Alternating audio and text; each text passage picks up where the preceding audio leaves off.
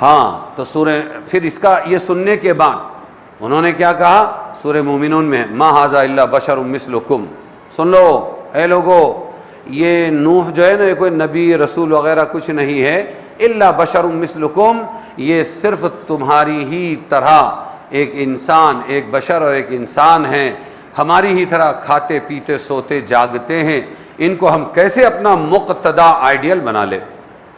اگر اللہ تعالیٰ کو ہمارے لیے کوئی پیغام بھیجنا تھا تو فرشتوں کو بھیج دیتے۔ مطلب یہ ہے کہ یہ کوئی تعجب کی بات نہیں کہ انسان کو رسول بنایا جائے۔ اول تو حق تعالیٰ کیوں اللہ تعالیٰ بنا سکتا ہے، کیوں؟ اول تو اللہ تعالیٰ مختار مطلق ہے۔ اللہ کیا ہے؟ کل مختار پتر سے تمہیں مختار مطلق سمجھ میں آیا، کدینہ رد و ہنار، کل مختار پتر سمجھ میں آیا؟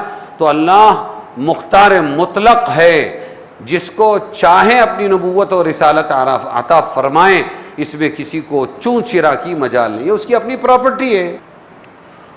تو انسان اگر خود مختار ہو سکتا ہے جبکہ اس کو بنایا گیا ہے، تو پھر اللہ جو خود بنا ہے اور خود سے ہے، وہ مختار کل کیوں نہیں ہو سکتا؟ پھر پارٹی کا ٹکٹ کتنا ہی الٹے لٹک کے مانگو، جس کو دینا ہے انہوں نے دے دیا، اب ان کو مالک کو کون پوچھنے والا؟ مالک کا مالک کون؟ ارے ہے یا نہیں؟ بالکل اسی طرح رسالت اور نبوت یہ کوئی پارٹی نہیں ہے، یہ اللہ کی نعمت ہے مخلوق کی ہدایت کے لیے۔ اللہ اس میں پوری مدد کرتا ہے، اللہ اپنا کلام سناتا ہے، آسمانی پیغام و ہدایت دیتا ہے، اللہ ان کو خاص سانچے میں ڈھالتا ہے۔ تو پھر اگر اللہ اپنی ہدایت و نبوت دے کسی کو، تو اس میں کوئی روکنے والا پوچھنے والا کون ہے؟ ایک تو یہ جواب ہوا کہ انسانوں کو کیوں اللہ نے نبی اور رسول بنا کر بھیجا۔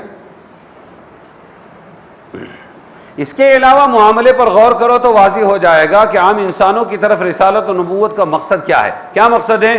کہ بشر ہی کے ذریعے پورا ہو سکتا ہے یہ مقصد، فرشتوں سے یہ کام نہیں ہو سکتا۔ مثال کے طور پر حضور صلی اللہ علیہ وسلم ہیں، صحابہ کو بھوک لگی ہے، حضور دعا مانگ رہے ہیں، حضور کو بھی بھوک لگی ہے، انہوں نے ایک پتھر باندھا ہے، حضور نے دو پتھر باندھے ہیں۔ حضور بھوک میں بے چین ہو کر دن کے دوپہر کے وقت میں اپنے گھر سے نکلے ہیں، ادھر دیکھا تو عمر نکلے ہیں، ادھر دیکھا ابو بکر نکلے ہیں، تینوں نے آپس میں پوچھا کس چیز نے اس دھوپ میں نکالا؟ کہا کہ بھوک نے نکالا، چلو جائیں گے ابو ایوب انصاری کے گھر پر باغ میں۔ وہاں گئے تو وہ نہیں تھے، بیوی نے بہت خوش ہو کر کہا تشریف رکھیے، اور انہوں نے اپنا کام شروع کیا، آٹا گوندنا وغیرہ، پانی لا کر رکھ دیا۔ حضرت ابو ایوب انصاری رضی اللہ عنہ آنے کے بعد میں انہوں نے کچھ کچی پکی کھجوریں سامنے رکھ دی، میٹھا پانی ٹھنڈا پانی لا کے رکھ دیا، انہوں نے پیا۔ انہوں نے بکری کا بچہ پکڑا، ذبح کیا اور پکا کے روٹی وہ جب سامنے لے کر آئے، حضرت ابو ایوب انصاری کو حضور نے فرمایا کہ لو، ایک روٹی پر 2-3 ٹکڑے رکھے، فرمایا اپنی بہن فاطمہ کو دے کر آؤ، 3 دن سے اس نے کچھ نہیں چکھا ہے۔ اب فرشتہ وہ مخلوق ہے کہ اس کو نہ بھوک لگتی ہے، نہ پیاس، نہ جورو، نہ جاتا، صرف اللہ میاں سے ناتا۔ وہ ایسی عبادت کرتے ہیں جیسے ہم سانس لیتے ہیں، سانس لینے میں کوئی دشواری ہے؟ کوئی گنتی ہے؟ کچھ نہیں۔ ایسے ہی فرشتے سانس لینے کی طرح عبادت کرتے ہیں، سانس لیے بغیر آدمی مر جائے گا، بالکل اسی طریقے پر بغیر عبادت کے فرشتے ختم ہو جائیں گے۔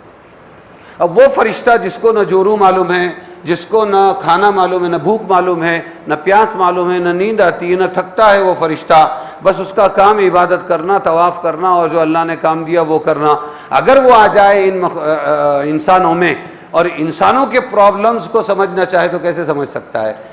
ہمارے استاد تھے، وہ بولتے تھے کہ فرشتے کو اگر یہ بولے، عربی بولتا ہے نا فرشتہ، تو اس کو بولے اگر کہ یا ملک بھوک بھوک، جوع جوع، تو وہ بولے گا، فرشتہ بولے گا ایو شیئن جوع، ایو شیئن عطس، یہ بھوک کیا ہوتی ہے، یہ پیاس کیا ہوتا ہے۔ وہ پرابلم سولو کرنے کے بجائے اور کریٹ کرنا شروع کر دے گا۔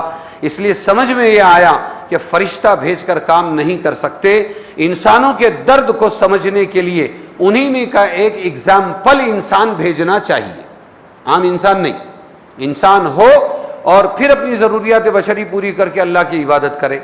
اپنے آپ کو جھوٹ سے بچائے، اپنے آپ کو مکاری سے بچائے، اپنے آپ کو دغا سے بچائے، اپنے آپ کو دھوکے سے بچائے، اپنے آپ کو قتل و غارت گری سے بچائے، اپنے آپ کو نشے سے بچائے، اپنے آپ کو ہر ایک برائی سے بچا کر ایک نمونہ بن کر پیش کرے اور پھر وہ دعوت دے، تو لوگ بھی سمجھے کہ از پاسبل۔ امپاسبل کو کیا سمجھے؟